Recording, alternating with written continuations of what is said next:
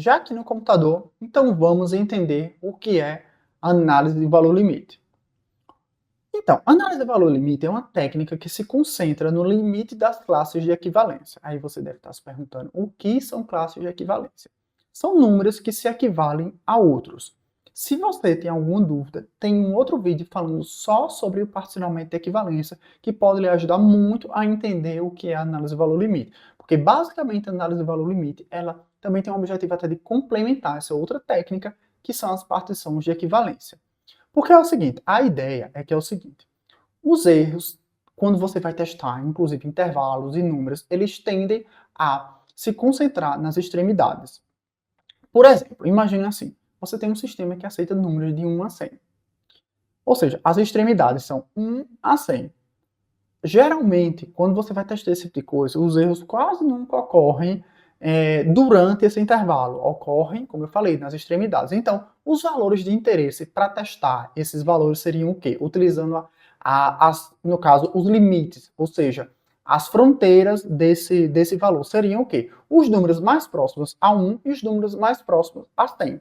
Então, por exemplo, imagine quais seriam os cenários que você poderia testar. Seriam o valor minimamente válido, que seria o 1, e depois 1 abaixo do mínimo, que seria o 0, e depois 1 acima do mínimo, que é o 2. Depois você indo lá para outra extremidade. O valor válido máximo seria o 100, aí você testa um valor acima do máximo, que é o 101, e um abaixo do máximo, que é o 99. E aí, quando que você usa essa técnica? Quando que a gente usa? Quando a gente quer testar limites numéricos, que foi esse caso aqui do exemplo, certo? E quando há restrições entre mínimo e máximo. Também obviamente, é útil quando você quer testar justamente essas questões de limites de intervalo, que foi exatamente o exemplo que a gente trouxe. E quando você quer complementar a outra técnica que eu falei no início do vídeo, que são as partições de equivalência. Ou seja, quando você não acha que essa técnica está cobrindo o suficiente, você complementa ela utilizando a análise de valor limite. Trouxe outro exemplo para você tentar identificar essa questão de limites.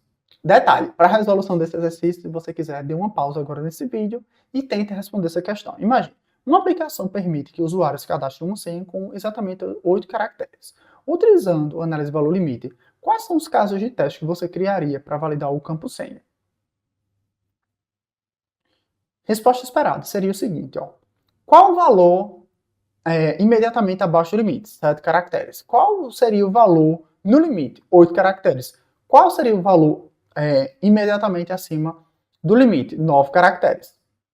E aí, isso daí já serviria de base para os seus casos de teste, que seria um caso de teste para testar um 100 com 7 caracteres, um com 8 e um com 9. Assim você cobriria os cenários utilizando a análise de valor limite.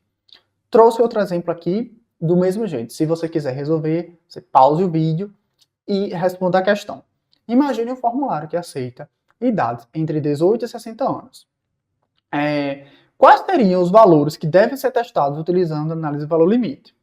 Opção A, 17, 18, 60 e 61. Não vou ler todas. Então, pause o vídeo e tente responder. Pronto. A resposta seria a alternativa A, que é 17, 18, 60 e 61. Por quê? Com o 17, você pega o valor abaixo do mínimo, depois, com o 18, você pega o mínimo. Depois você pega, com o 60, o valor máximo válido, que seria o 60, e depois um acima do máximo, que seria o 61.